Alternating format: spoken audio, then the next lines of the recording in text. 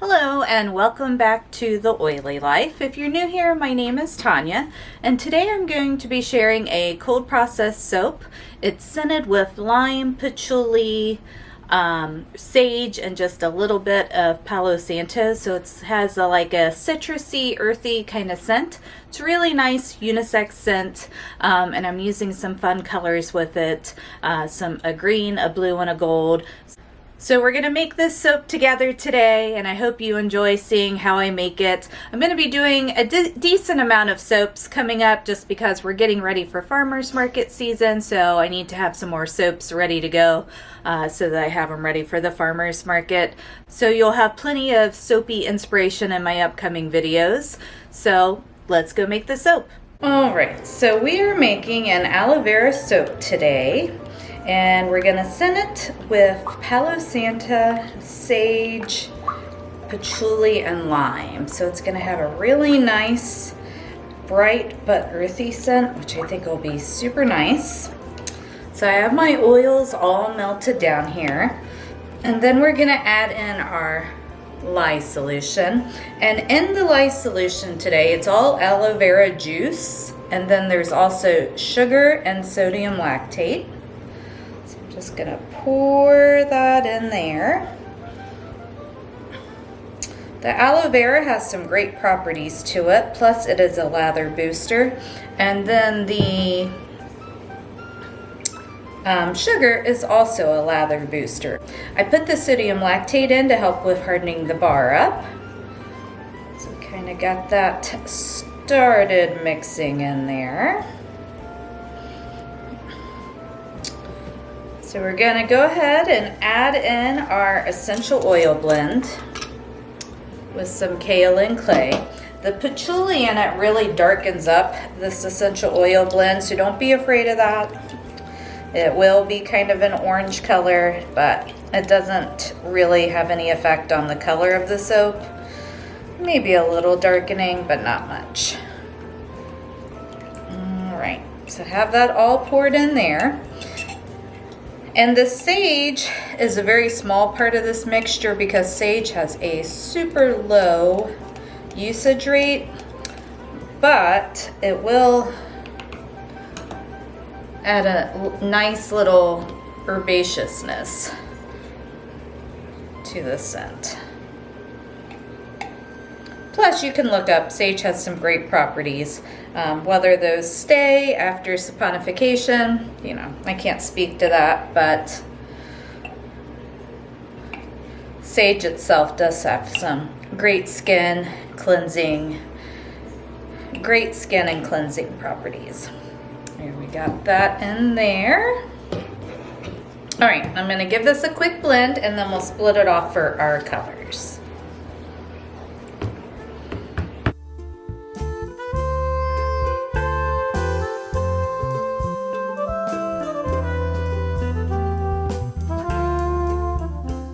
And I'm not really going to blend it up too much now because we will blend it some more once we have our colors in. So I'm just going to get that off to the side.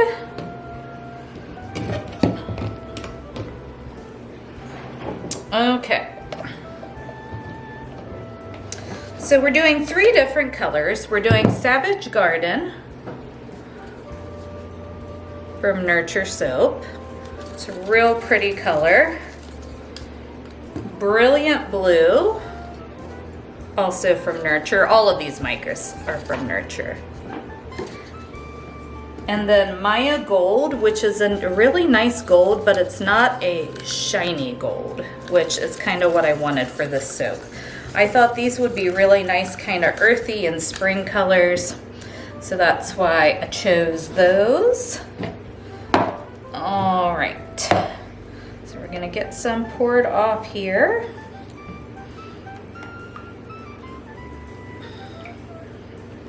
That looks good there. So for the 2 accent colors, that's gonna be the Maya Gold and the Brilliant Blue. So go ahead and get those in.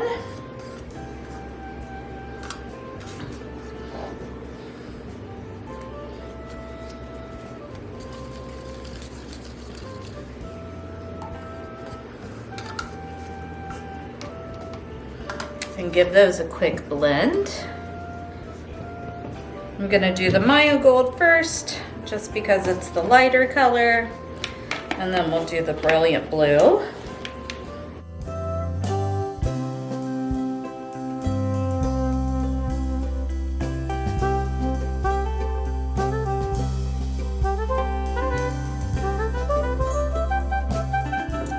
And that's kind of what they're looking like right now.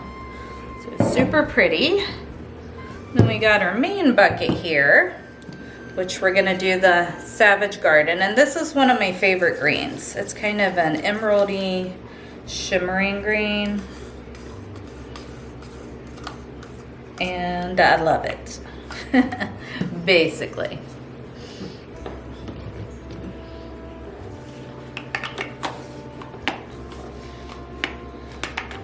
And I personally really like patchouli. It's one of my favorite scents, and I think patchouli and lime together are an amazing combination. So if you haven't put those two together before, I highly recommend them.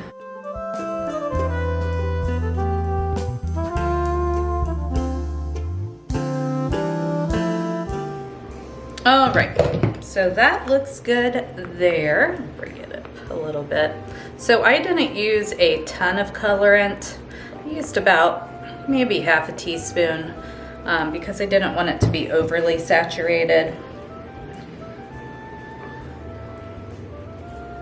Right. Bring these guys back over. Give them a little stir. And this is staying nice and loose, so these particular essential oils haven't sped up the trace any, which is nice.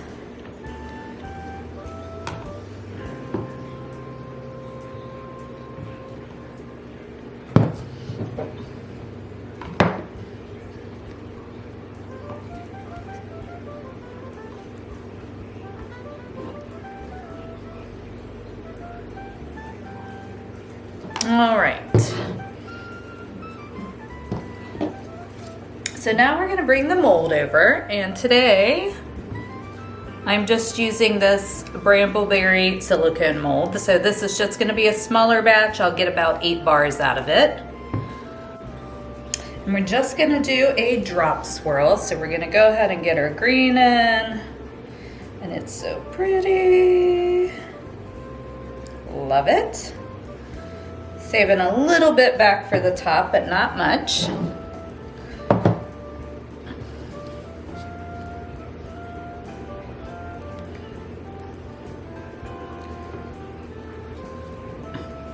And we'll go ahead and get our blue in.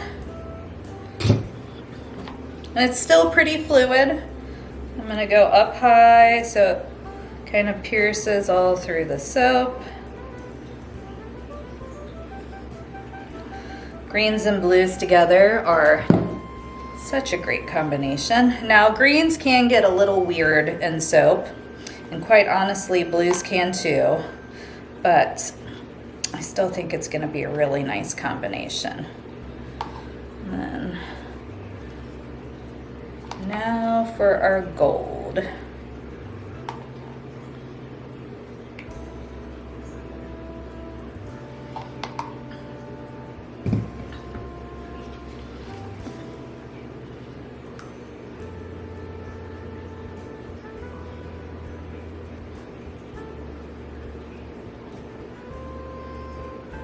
All right, now we're just gonna let that set up for a little bit, and then we'll come back and texture the top and add some glitter.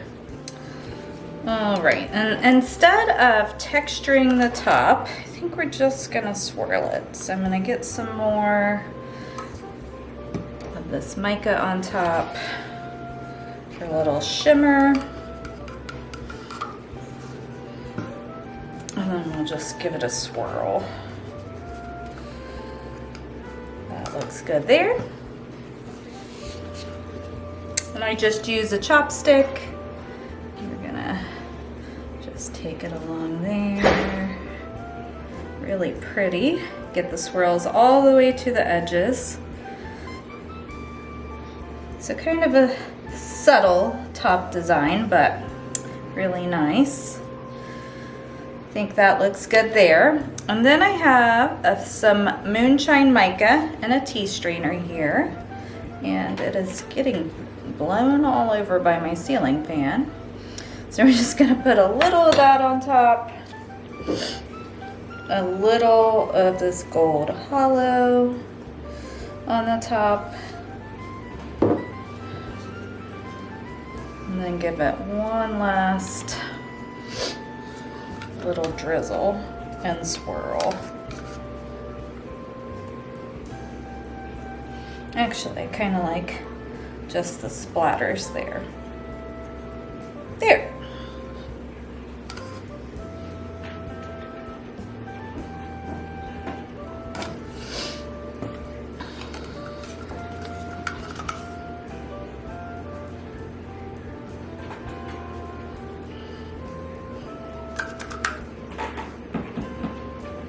All right, so we're gonna let this set up for 18 to 24 hours, and then we'll come back and cut it.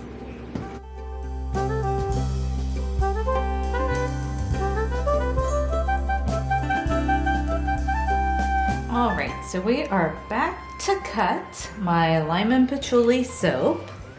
I'm gonna start with just taking a little bit of the end off here. If I can get it to come off.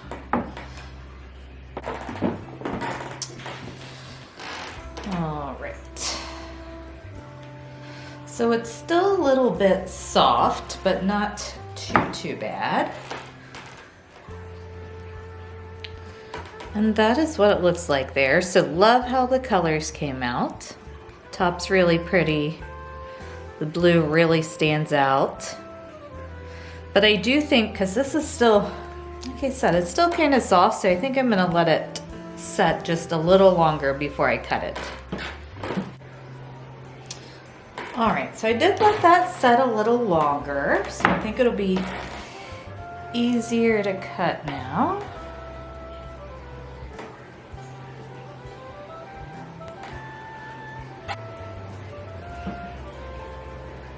So pretty. Perfect for spring, in my opinion. Just with the greens and blues and the golds. I'm getting a whole lot of that lime, which is really nice.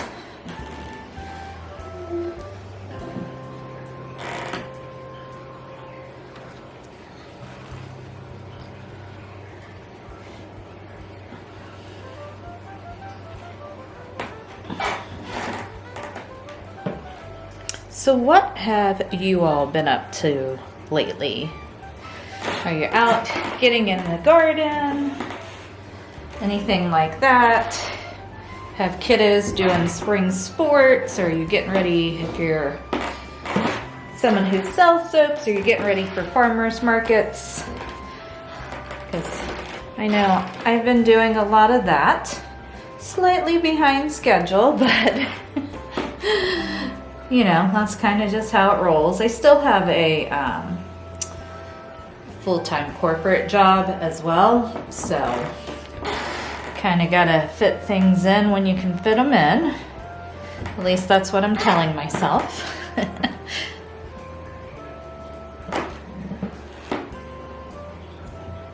I just finished listening to the Throne and Glass series by Sarah J. Maas, I'm not sure how you pronounce her name.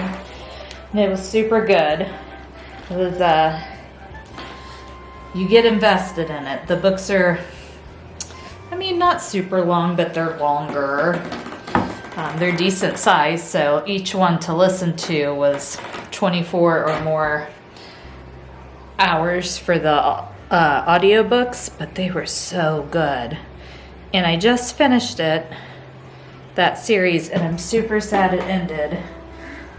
So if you have any suggestions on another series, leave it in the comments down below. I do a lot of, listen to a lot of fantasy books. I will listen to some thrillers and stuff like that too, and some nonfiction like memoirs. but I mostly read and listen to fantasy. So would love to hear if you have any suggestions. And then I'm trying to up my farmer's market game this year. We'll see how that goes, at least display wise. Last year was the first year I really did markets, or did it consistently. And my setup was okay, but I didn't feel like it was like anything special. So I'm kind of working out what I'm gonna do this year as far as my display. I think I have it figured out kind of what I want to do, but we'll see how it goes. The one market I do is nice because it has permanent structures, so you don't have to like set up a tent or anything. Just put out my displays and items. And then the other one that I do, I usually do have to set up a tent, but that one is less frequent. I don't think it's cut on this one. So I think I kind of want to have the same kind of display for both. The one that has the permanent structures and be able to set it up when I have to do like a canopy. So we'll see. So yeah, we'll see what I end up coming up with.